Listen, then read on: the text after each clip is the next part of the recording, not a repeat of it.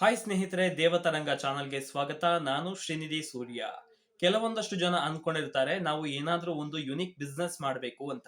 ನಿಮ್ಮಲ್ಲಿ ಬಹಳಷ್ಟು ಜನ ಕೇಳಿಯೇ ಇರದ ಈಗಷ್ಟೇ ಮಾರ್ಕೆಟ್ಗೆ ಲಗ್ಗೆ ಇಡ್ತಾ ಇರುವ ಥರ್ಮೋಡೈನಮಿಕ್ ಸೋಲಾರ್ ಬಿಸ್ನೆಸ್ ಬಗ್ಗೆ ಈ ವಿಡಿಯೋದಲ್ಲಿ ಡೀಟೇಲ್ ಆಗಿ ತಿಳಿಸಿಕೊಡ್ತಾ ಹೋಗ್ತೇವೆ. ಹಾಗಾದ್ರೆ ಏನಿದು ಸಖತ್ ಬಿಸ್ನೆಸ್ ಐಡಿಯಾ? ಇದನ್ನ ತಿಳಿಯೋಕ್ಕಿಂತ ಮುಂಚೆ ಯಾರ್ಯಾರು ಈ ಚಾನಲ್ಗೆ ಸಬ್ಸ್ಕ್ರೈಬ್ ಮಾಡ್ಕೊಂಡಿಲ್ವೋ ಇದೇ ತರಹದ ವಿಡಿಯೋಗಳಿಗಾಗಿ ಈ ಕೂಡಲೇ ಫಾಲೋ ಸಬ್ಸ್ಕ್ರೈಬ್ ಮಾಡ್ಕೊಳ್ಳಿ. ಅಂದ ಹಾಗೆ ಈ ಹಿಂದೆ ನಾವು ಥರ್ಮೋಡೈನಮಿಕ್ ವಾಟರ್ ಹೀಟರ್ ಅಂದ್ರೆ ಏನು, ಇದು ಹೇಗೆ ಕೆಲಸ ಮಾಡುತ್ತೆ ಅಂತ ಒಂದು ವಿಡಿಯೋದಲ್ಲಿ ಡೀಟೇಲ್ ಆಗಿ ಹೇಳಿದ್ವಿ. ಆ ವಿಡಿಯೋವನ್ನ ನಮ್ಮ ಚಾನಲ್ ನಲ್ಲಿ ನೀವು ಚೆಕ್ ಮಾಡ್ಕೊಬಹುದು. ಆದ್ರೂ ಕೂಡ ಸಿಂಪಲ್ ಆಗಿ ಥರ್ಮೋಡೈನಮಿಕ್ ವಾಟರ್ ಹೀಟರ್ ಅಂದ್ರೆ ಏನು ಅಂತ ನೋಡೋದಾದ್ರೆ, ಇದು ಒಂದು ಸುಧಾರಿತ ಸೋಲಾರ್ ವಾಟರ್ ಹೀಟರ್ ಸಿಸ್ಟಮ್ ಆಗಿದ್ದು ಸೂರ್ಯನ ಶಕ್ತಿಯ ಜೊತೆಗೆ ಗಾಳಿಯ ಉಷ್ಣ ಶಕ್ತಿಯನ್ನ ಕೂಡ ಬಳಸ್ಕೊಳ್ಳುತ್ತೆ. ಅಂದ್ರೆ ಸೂರ್ಯನ ಬೆಳಕು ಇಲ್ಲದೆ ಹೋದ್ರೂ ಕೂಡ ಇದು ಕಾರ್ಯನಿರ್ವಹಿಸುತ್ತೆ. ಈ ವ್ಯವಸ್ಥೆಯಲ್ಲಿ ಹೀಟ್ ಪಂಪ್, ಥರ್ಮಲ್ ಪ್ಯಾನಲ್ ಮತ್ತು ಸ್ಟೋರೇಜ್ ಟ್ಯಾಂಕ್ ಇರುತ್ತೆ. ಸ್ವಲ್ಪ ವಿದ್ಯುತ್ ಶಕ್ತಿಯನ್ನ ಬಳಸಿಕೊಂಡು ಹೀಟ್ ಪಂಪ್ ಗಾಳಿಯಿಂದ ಉಷ್ಣವನ್ನ ಹೀರ್ಕೊಂಡು ನೀರಿಗೆ ವರ್ಗಾವಣೆ ಮಾಡುತ್ತೆ.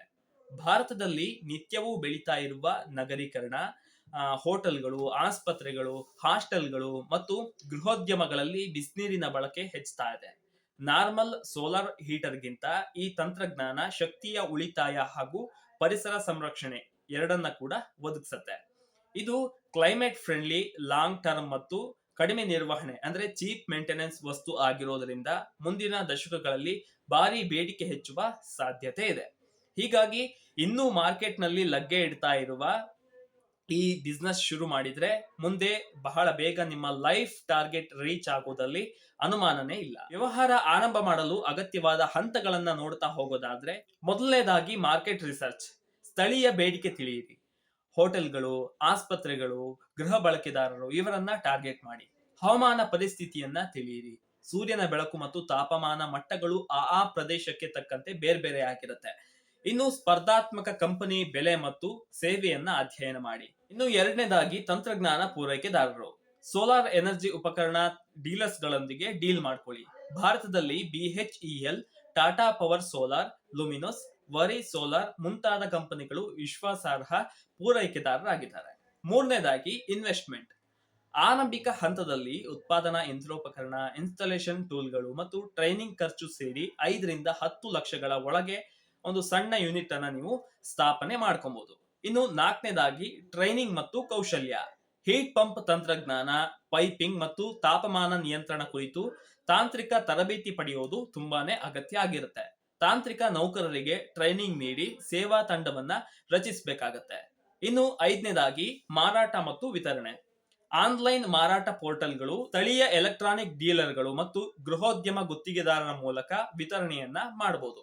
ಸರ್ಕಾರದ ಸಬ್ಸಿಡಿಗಳ ಯೋಜನೆಯ ಸಹಾಯದಿಂದ ಪ್ರಚಾರ ಕೂಡ ಮಾಡಬಹುದು ಬಿಸ್ನೆಸ್ ಅನ್ನ. ಇನ್ನು ಆರನೇದಾಗಿ ಸರ್ಕಾರಿ ಸಹಾಯ. ಭಾರತ ಸರ್ಕಾರದ MNRE, ministry of new and renewable energy ಇಂದ ಸಬ್ಸಿಡಿ ದೊರೆಯುತ್ತೆ.